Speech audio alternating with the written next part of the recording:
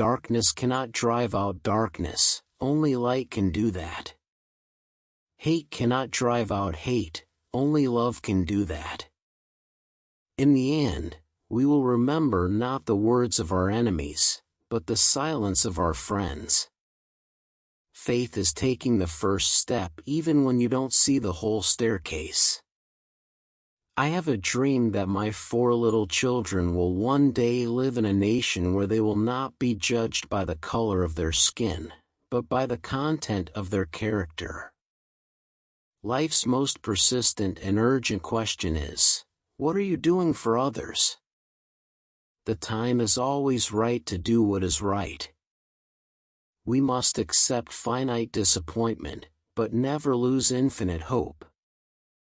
The ultimate measure of a man is not where he stands in moments of comfort and convenience, but where he stands at times of challenge and controversy. I have decided to stick with love. Hate is too great a burden to bear.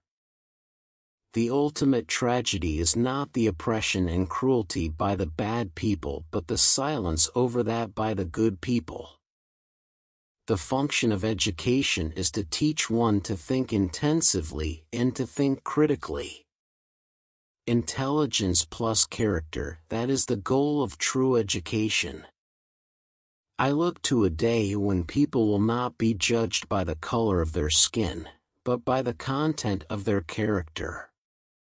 We must learn to live together as brothers or perish together as fools. We may have all come on different ships, but we're in the same boat now. The quality, not the longevity, of one's life is what is important. Freedom is never voluntarily given by the oppressor, it must be demanded by the oppressed. Nothing in all the world is more dangerous than sincere ignorance and conscientious stupidity. Love is the only force capable of transforming an enemy into a friend.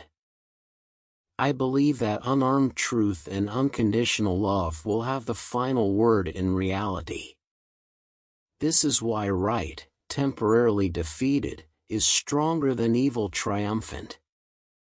If a man has not discovered something that he will die for, he isn't fit to live. A lie cannot live. Human progress is neither automatic nor inevitable.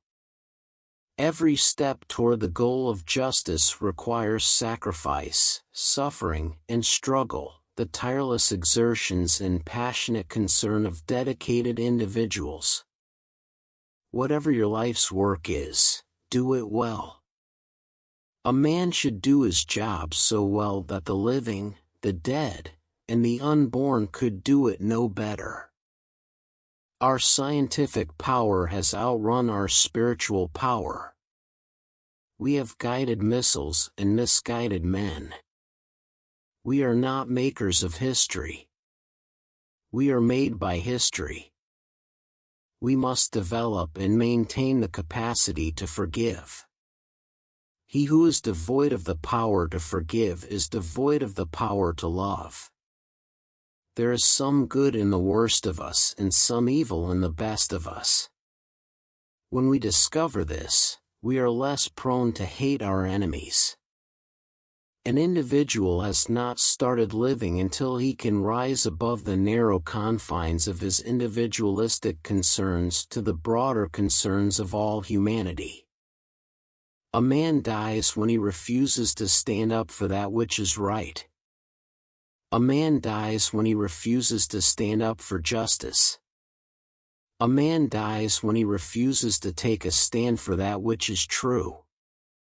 Whatever affects one directly, affects all indirectly. I can never be what I ought to be until you are what you ought to be. This is the interrelated structure of reality. Everything that we see is a shadow cast by that which we do not see. Almost always, the creative dedicated minority has made the world better. Man must evolve for all human conflict a method which rejects revenge, aggression and retaliation. The foundation of such a method is love. That old law about an eye for an eye leaves everybody blind. The time is always right to do the right thing. We must use time creatively. Injustice anywhere is a threat to justice everywhere. He who passively accepts evil is as much involved in it as he who helps to perpetrate it. He who accepts evil without protesting against it is really cooperating with it. There can be no deep disappointment where there is not deep love. Never forget that everything Hitler did in Germany was legal. Rarely do we find men who willingly engage in hard, solid thinking. There is an almost universal quest for easy answers and half-baked solutions. Nothing pains some people more than having to think. I just want to do God's will. And He's allowed me to go to the mountain. And I've looked over, and I've seen the promised land. I may not get there with you, but I want you to know tonight that we as a people will get to the promised land. A nation that continues year after year to spend more money on military defense than on programs of social uplift is approaching spiritual doom.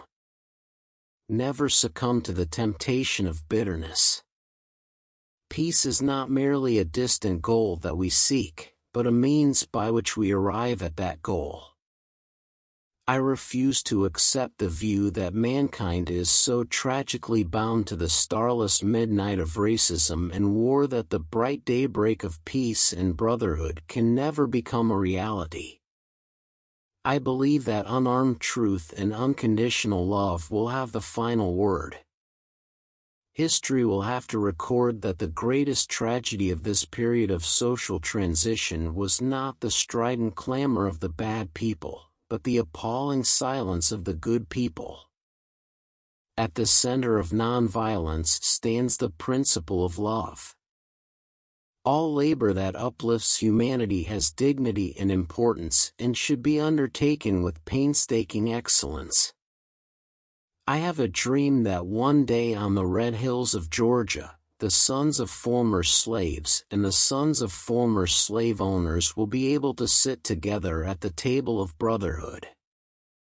We must build dikes of courage to hold back the flood of fear. Capitalism does not permit an even flow of economic resources. With this system, a small privileged few are rich beyond conscience, and almost all others are doomed to be poor at some level. That's the way the system works. And since we know that the system will not change the rules, we are going to have to change the system. I am not interested in power for power's sake, but I'm interested in power that is moral, that is right, and that is good. The hope of a secure and livable world lies with disciplined nonconformists who are dedicated to justice, peace, and brotherhood.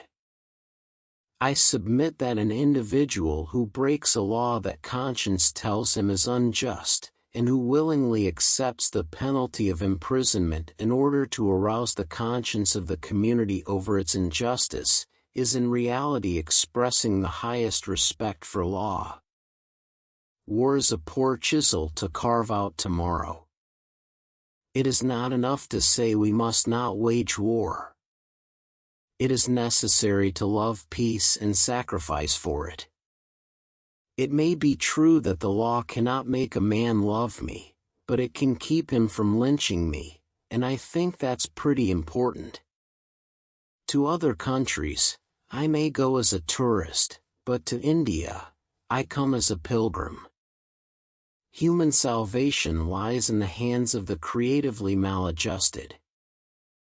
I have a dream that one day every valley shall be exalted, every hill and mountain shall be made low, the rough places will be made straight, and the glory of the Lord shall be revealed, and all flesh shall see it together. Property is intended to serve life, and no matter how much we surround it with rights and respect, It has no personal being. It is part of the earth man walks on. It is not man. If we are to go forward, we must go back and rediscover those precious values, that all reality hinges on moral foundations, and that all reality has spiritual control. Means we use must be as pure as the ends we seek. Change does not roll in on the wheels of inevitability, but comes through continuous struggle. And so we must straighten our backs and work for our freedom. A man can't ride you unless your back is bent. The art of acceptance is the art of making someone who has just done you a small favor wish that he might have done you a greater one. Any religion that professes to be concerned about the souls of men and is not concerned about the slums that damn them, the economic conditions that strangle them and the social conditions that cripple them is a spiritually moribund religion awaiting burial. A right delayed is a right denied. The first question which the priest and the Levite asked was, "If I stop to help this man, what will happen to me?" But the Good Samaritan reversed the question, "If I do not stop to help this man, what will happen to him?" Don't let anybody make you think God chose America as his divine messianic force to be a sort of policeman of the whole world. Discrimination is a hellhound that gnaws at Negroes in every waking moment of their lives to remind them that the lie of their inferiority is accepted as truth in the society dominating them. Seeing is not always believing. Every man must decide whether he will walk in the light of creative altruism or in the darkness of destructive selfishness. If physical death is the price that I must pay to free my white brothers and sisters from a permanent death of the spirit, then nothing can be more redemptive. I want to be the white man's brother, not his brother-in-law. The moral arc of the universe bends at the elbow of justice. All progress is precarious, and the solution of one problem brings us face to face with another problem. Nonviolence is a powerful and just weapon, which cuts without wounding and ennobles the man who wields it. It is a sword that heals. The Negro needs the white man to free him from his fears. The white man needs the Negro to free him from his guilt. When you are right, you cannot be too radical. When you are wrong, you cannot be too conservative. Science investigates, religion interprets. Science gives man knowledge, which is power. Religion gives man wisdom, which is control. One of the greatest casualties of the war in Vietnam is the Great Society, shot down on the battlefield of Vietnam. The limitation of riots, moral questions aside, is that they cannot win and their participants know it. Hence, rioting is not revolutionary but reactionary because it invites defeat. It involves an emotional catharsis, but it must be followed by a sense of futility. We must concentrate not merely on the negative expulsion of war but the positive affirmation of peace. There comes a time when people get tired of being pushed out of the glittering sunlight of life's July and left standing amid the piercing chill of an alpine November. Violence as a way of achieving racial justice is both impractical and immoral. I am not unmindful of the fact that violence often brings about momentary results.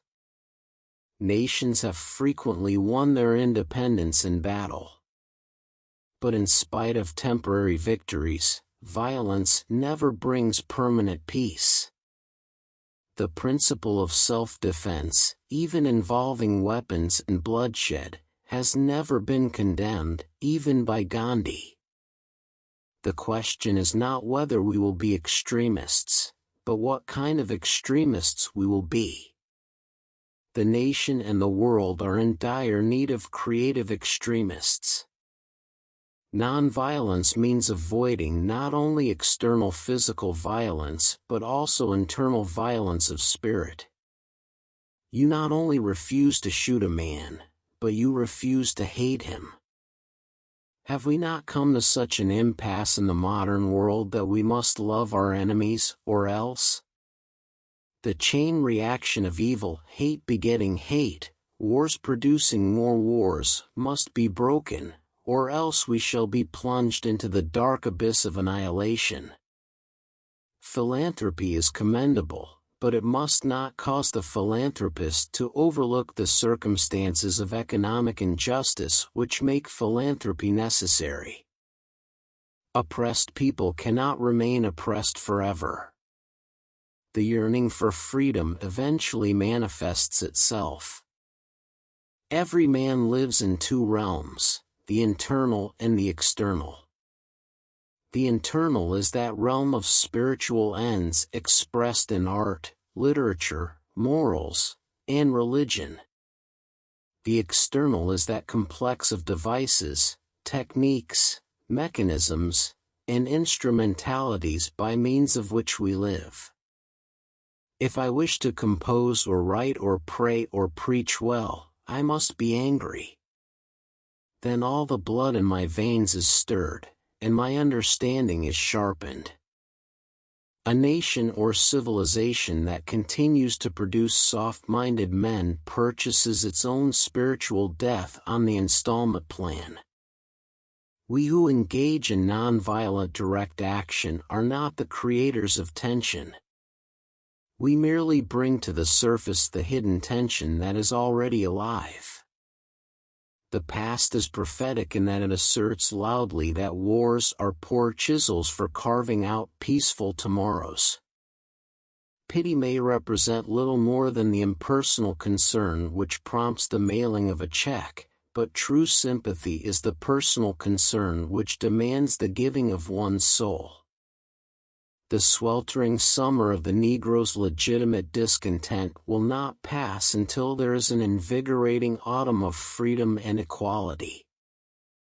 Wars are poor chisels for carving out peaceful tomorrows.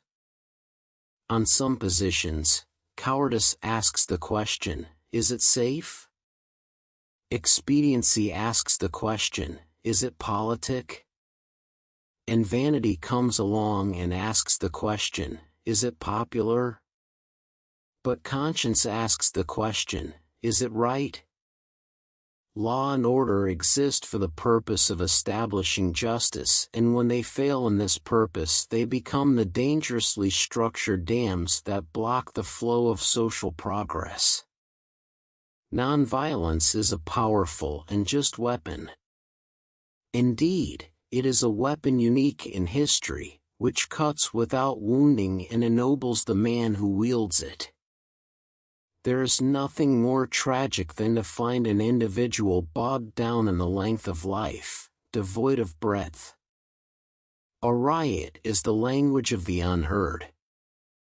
Shallow understanding from people of goodwill is more frustrating than absolute misunderstanding from people of ill will. It is incontestable and deplorable that Negroes have committed crimes, but they are derivative crimes. They are born of the greater crimes of the white society. Since being in India, I am more convinced than ever before that the method of nonviolent resistance is the most potent weapon available to oppressed people in their struggle for justice and human dignity.